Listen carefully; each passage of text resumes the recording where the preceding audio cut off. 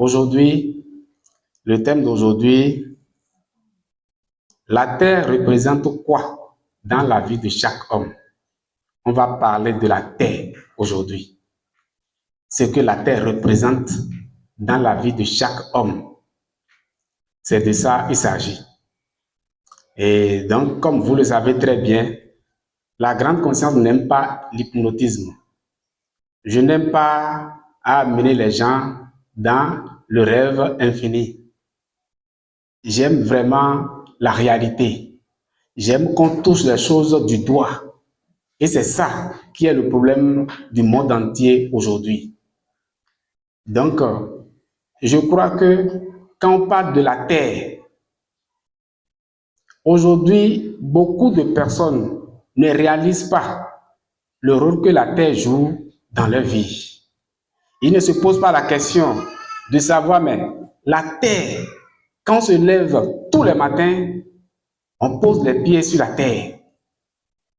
Mais quand on veut prier, on regarde le ciel en croyant qu'on est en train d'appeler Dieu. Mais en réalité, ce que la terre représente dans la vie de chacun, je vais vous dire, comme j'ai déjà dit la fois dernière, que Dieu, avant d'envoyer les hommes sur terre, il s'est déjà transformé en une autre matière et il est présent avec vous. Comme on dit Dieu est omniprésent, omniscient, omnipotent. Ça dit, il est présent partout où vous êtes, il est là. Il a la conscience de tout, il est conscient de tout. Ça dit qu'il savent tout, il connaît tout. C'est ça. Et lui, il a le pouvoir sur tout. Donc aujourd'hui, on va toucher du doigt. Les hommes vont toucher du doigt ce que c'est que la terre. Le rôle que la terre joue dans votre rôle, dans votre vie. Voilà. En réalité, la terre est le premier représentant de Dieu dans ce monde physique. La terre, je dis bien, la terre est le premier représentant de Dieu dans ce monde physique. Si vous voulez regarder Dieu, vous voulez appeler Dieu, ou vous voulez adorer Dieu, la première chose à regarder, c'est la terre. Quand on se lève le matin, regardez le rôle que la terre joue dans la vie de chacun. On ne veut pas parler de façon comme ça. On va parler de façon précise. Chacun n'a qu'à commencer par regarder sa vie. Comme on le dit, la foi est personnelle. Commencez par regarder votre vie. Regardez le rôle que la terre joue dans ta vie quand tu te lèves le matin. Sans le corps que vous avez porté, qu'est-ce que l'homme peut faire? C'est grâce à la terre que l'homme se concrétise dans ce monde physique.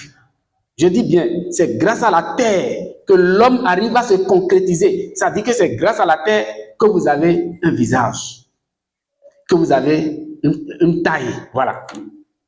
Si vous avez la grosseur, c'est pas le mot que je vais utiliser, mais tout ce que vous êtes vraiment debout, c'est grâce à la terre qu'on peut vous toucher.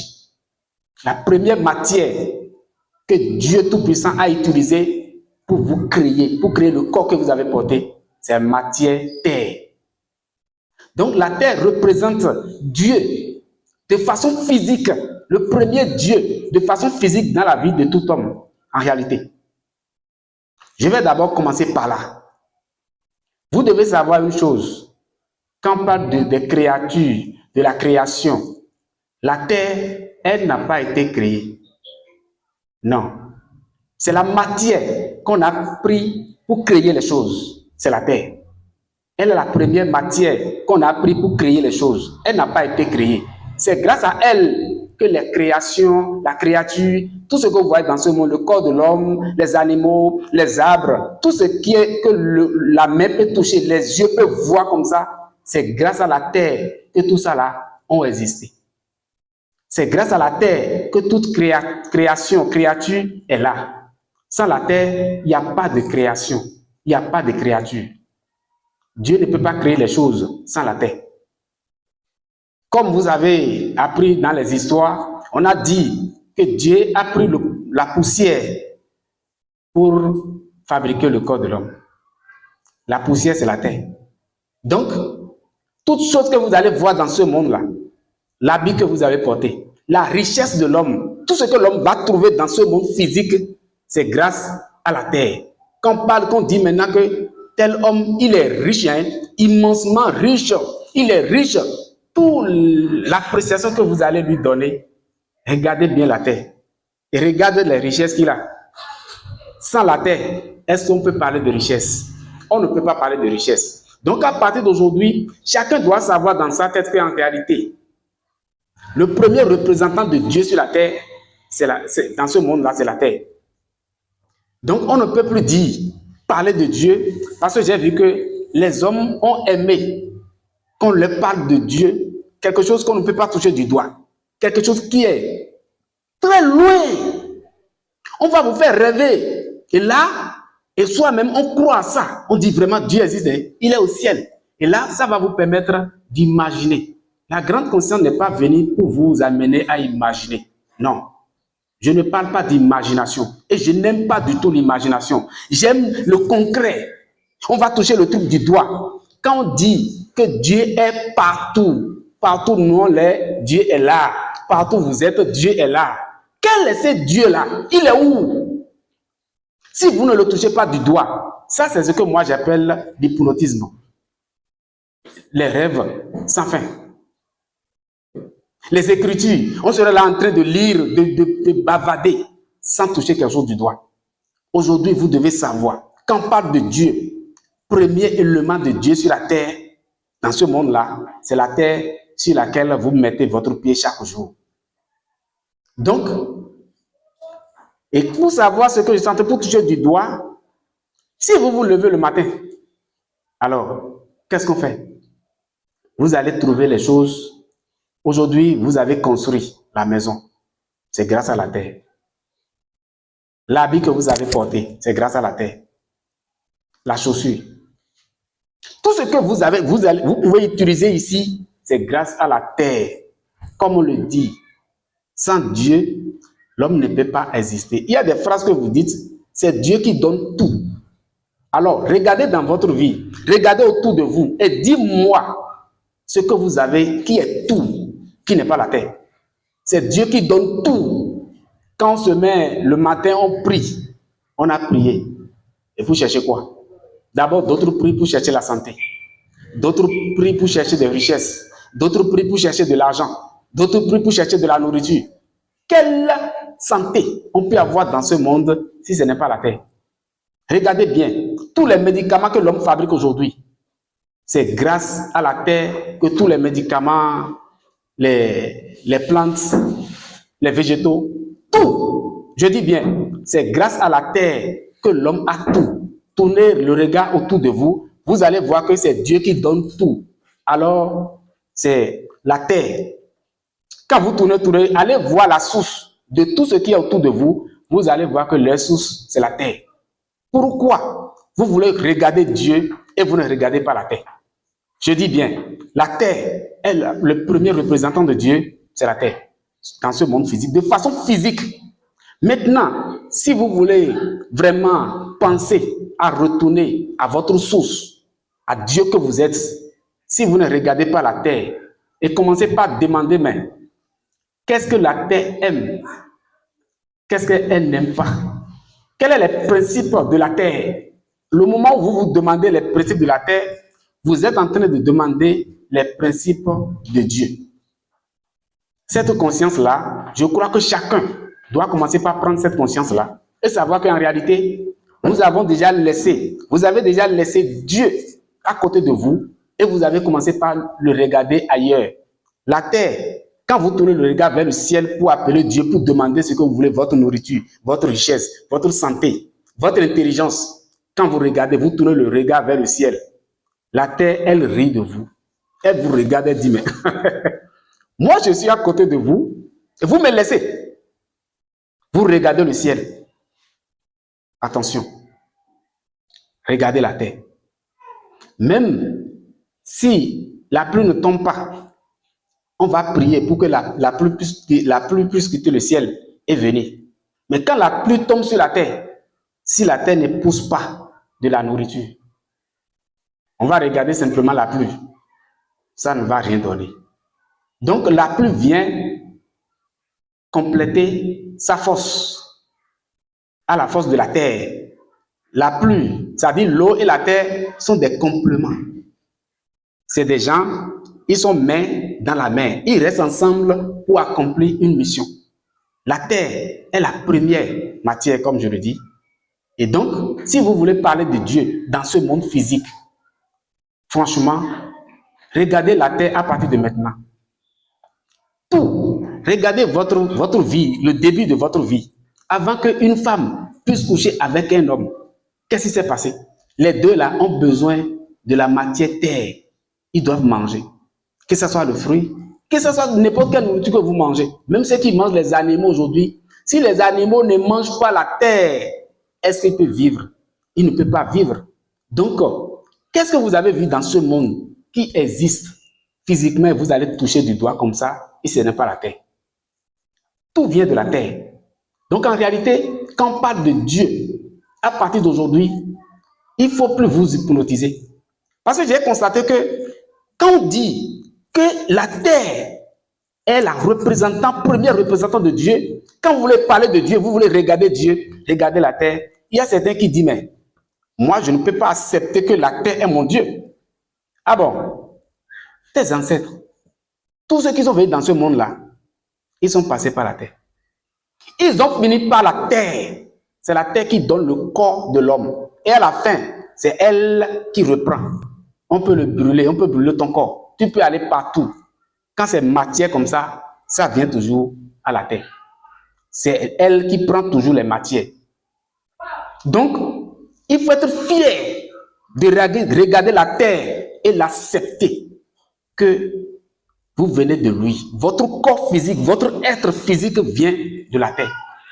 L'intelligence que vous avez aujourd'hui, c'est la terre qui vous permet de réfléchir, de faire des va-et-vient. Donc, sans la terre, l'homme n'existe pas. L'homme ne peut pas être concrétisé. On ne peut rien toucher. Si on dit, envoyez l'homme sur terre pour faire une compétition ou venir faire votre expérience, la première matière qui vous permet de venir ici, c'est la terre. Donc, en réalité, à partir d'aujourd'hui, chacun doit savoir maintenant ce que la terre représente dans sa vie. La terre est la première représentante de Dieu dans ce monde physique. Et vous devez tourner votre regard sur la terre. Et tout ce que vous voulez.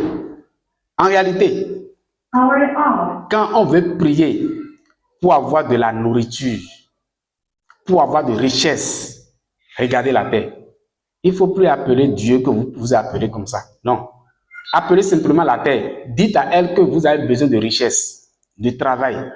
C'est elle. Quand on parle de travail, on parle de la terre. Parce que l'argent, c'est la terre. Quand vous parlez de travail, quand je dis j'aime le travail, je suis en train de parler de la terre. Comme d'autres ont dit que je suis le chemin. En réalité, quand on parle de chemin, on parle de la terre. N'importe quel pays qui veut développer, n'importe qui, vous allez voir que quand on parle de développement, on parle de la terre. Si nous sommes là aujourd'hui, nous avons utilisé toutes ces matières-là, portables, ainsi de suite, la technologie aujourd'hui.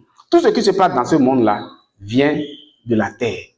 Sans la terre, le jour où la terre va se retirer, il n'y a pas le corps qui va exister. Aucun homme ne peut plus exister. Aucune matière ne peut plus exister. Donc, considérez à partir de maintenant que la terre est le premier Dieu physiquement ici. Je dis bien, considérez à partir d'aujourd'hui que la terre est le premier Dieu dans ce monde physique. Je précise bien, dans ce monde physique, c'est la terre qui est le premier Dieu. Et que chaque homme doit prendre conscience. Voilà. Si vous êtes debout, comme je viens de dire, n'importe quelle maladie qui vient dans votre vie, si vous voulez avoir de résultats, de la solution, on va vous envoyer vers la terre. C'est grâce à la terre que tous les médicaments sont fabriqués. Toutes choses. Les machines qui vont vous analyser, ainsi de suite, c'est la terre. Les médecins traditionnels et modernes, tout ça là, leur connaissance, c'est la terre. Tout ce que l'homme va faire dans ce monde physique, c'est la terre. L'argent, c'est la terre. Voiture, c'est la terre. Maison, c'est la terre. Tout. Je dis bien, Quand on dit c'est Dieu qui donne tout, regardez autour de vous, vous allez voir ce qui est tout autour de vous, c'est la terre. Donc la conscience que moi, la grande conscience, je veux vous réveiller aujourd'hui, c'est qu'à partir de maintenant, chacun de vous doit commencer par réaliser que, en fait, si nous regardons la terre, chaque jour nous posons notre pied sur lui, en réalité, c'est lui qui est le premier représentant de Dieu sur la terre. Matière première de Dieu sur terre, là, en réalité, c'est lui, c'est la terre. Donc, je crois que aujourd'hui, je vais être un peu bref, parce que la connaissance que je vous ai amenée, vous savez déjà ce que sont pour dire. Chacun de vous touche déjà ce que je dis, mais vous ne prenez pas conscience. Donc, c'est le fait que les hommes n'ont pas regardé la terre comme Dieu à côté d'eux. Ça fait que, comme c'est le ciel, on regarde, ça a amené l'homme aujourd'hui à dire des sottises, que Dieu n'existe pas. Parce que se dit, mais s'il est au ciel, il doit aller s'asseoir quelque part. Bon, en réalité, regardez la terre. Ne regardez plus Dieu quelque part. Regardez la terre. Il y a 3 formes de Dieu de façon physique. Il y a la terre, il y a l'eau, il y a le vent. Ces 3-là, regardez-vous. Vous allez voir qu'il n'y a pas un jour où vous allez lever le matin sans ces 3 mouvements, sans 3 principes-là, l'homme ne peut pas exister. Les 3 principes-là sont avec vous. Ils sont dans les végétaux. Ils sont dans les animaux. Les plus petits insectes vivent dans ce monde. Ces 3 choses-là sont en harmonie avec eux. Aucune vie ne peut exister dans ce monde sans ces 3 matières, qui est la terre, l'eau et le vent. Donc Dieu s'est transformé de façon physique dans ces 3 choses-là pour vous permettre d'exister, de faire votre mission sur terre. Il est déjà là. Avant de vous envoyer sur terre, en réalité, Dieu s'est déjà transformé dans ces 3 matières-là. Et c'est ça qui est l'homme debout. Donc, sans ces 3 choses-là, vous ne pouvez pas exister. Donc, aujourd'hui, j'ai mis l'accent sur la première matière, qui est la matière terre. Et je crois que chacun de vous a une conscience. Ce que la grande conscience a amené n'est pas quelque chose de compliqué. Seulement que je vais vous enlever de l'hypnotisme, de l'imagination. Il ne faut plus imaginer Dieu. Non, dites-vous que vous touchez Dieu aujourd'hui. Tout ce que vous avez autour de vous, en réalité, c'est des choses de Dieu. Quand on parle de créature de Dieu, on sait que c'est Dieu qui crée toutes choses. Regardez la matière première que Dieu a utilisée pour vous créer, pour créer tout autour de vous là, c'est la terre. La terre, comme je viens de dire, n'est pas une chose qui a été créée. Elle a été ordonnée. L'eau n'a pas été créée. Elle a été ordonnée. Le vent n'a pas été créé. Le vent a été ordonné. Mais c'était ces 3 choses-là, c'est à travers eux que la création, les créatures peuvent venir exister dans ce monde. Mais les 3 ne sont pas créés et ils sont ordonnés. Voilà. De façon bref, aujourd'hui, regardez la connaissance de façon naturelle. Moi, je n'aime pas. On sera en train de parler pour vous expliquer quelque chose. On sera en train de naviguer. Je vais passer par de ci à ça, de ci à ça. Non, non. Si je suis une source, même les vendeurs d'Akassa au marché vont venir devant la grande conscience et toucher du doigt ce qu'ils sont en train de dire. C'est comme aujourd'hui, quand on veut parler de Dieu, il faut aller à l'école. Il faut être forcément intellectuel. Parce que quand je vois comment les gens décrivent Dieu aujourd'hui, quand on veut parler de Dieu, les hommes spirituels, les hommes de Dieu, je ne sais pas. Quand ils prennent la parole pour expliquer esprit, ou bien, c'est pas quelque chose, l'âme, mais quelque chose, on ne fait que tourner. La grande conscience, je n'aime pas ça. Parce que le vendeur d'Akassa au marché, Dieu a l'intérêt de lui. Comment on peut vouloir expliquer Dieu qui a l'intérêt de toutes choses? Et ça va être quelque chose d'intellectuel. Il faut que tu ailles à l'école, tu dois étudier, fatigué avant de parler de Dieu. Je dis non.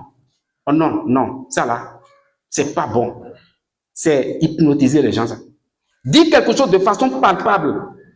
Même un fou peut parler de Dieu, peut démontrer. C'est naturel. Parce que même le fou, il a toujours Dieu à l'intérieur de lui. C'est ces sens qui sont un peu décalés, qui est en train de donner, il raisonne mal. Mais en réalité, le fait qu'il respire, Dieu est là. Voilà. Et quand on veut traiter un fou, on va toujours chercher les choses de la terre, les plantes, composer des plantes pour pouvoir lui permettre, même à travers les incantations, sans la bouche, sans la langue, est-ce qu'on peut donner d'incantations? Pour prier, est-ce que sans la bouche, sans la langue, est-ce qu'on peut prier? Donc, première matière, c'est la terre. On ne peut pas vouloir parler de Dieu et aller chercher des gens qui ont bien étudié l'école. Non, on n'a pas besoin de ça. C'est pour cela, moi-même, la grande conscience, je n'ai pas passé par l'étude avant de commencer mon travail.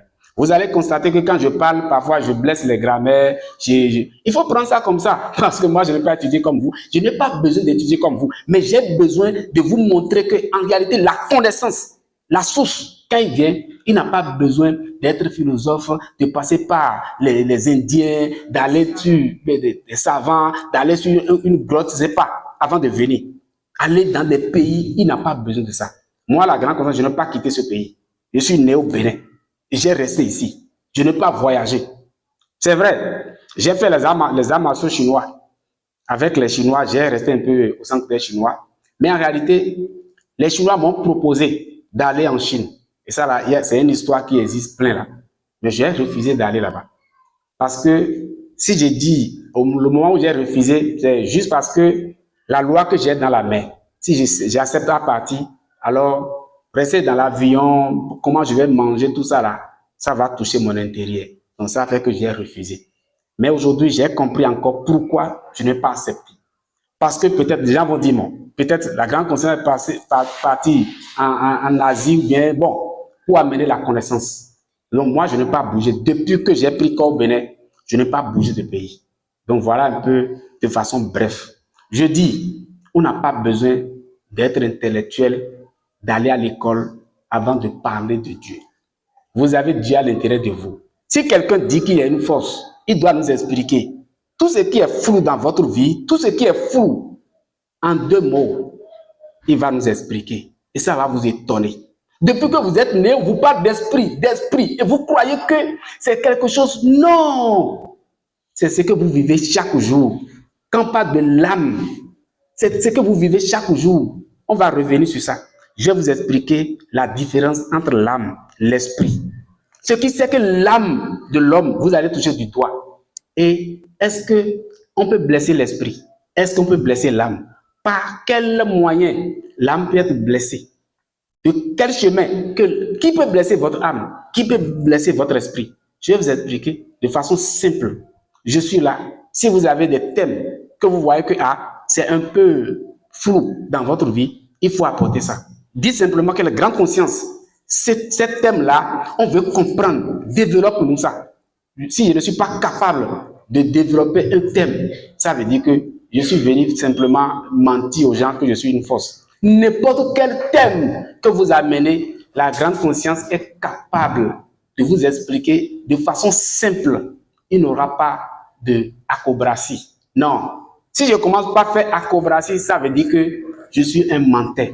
Je dois dire de façon simple, naturelle. Et vous allez toucher du doigt. Quand je vous explique quelque chose, si vous faites un rêve et vous venez devant la grande conscience, si je ne suis pas capable de vous expliquer le rêve, ça veut dire que je ne suis pas une force. Parce que la force qui montre rêve à l'homme, c'est la conscience absolue. Et cette conscience est ordonnée par la grande conscience. C'est la grande conscience qui a ordonné les sens de toutes choses, de façon physique et de façon spirituelle. Tout vient de moi. Et si je ne suis pas capable, en réalité, je suis venir, comme on le dit, je suis un imposteur. Voilà. Je suis venu prendre quelque chose qui n'est pas pour moi sur la tête. Alors je vais me faire ronner. Donc, pour moi, je crois qu'on va parler, on va expliquer les choses de façon simple et nette. Voilà, je vais m'arrêter là.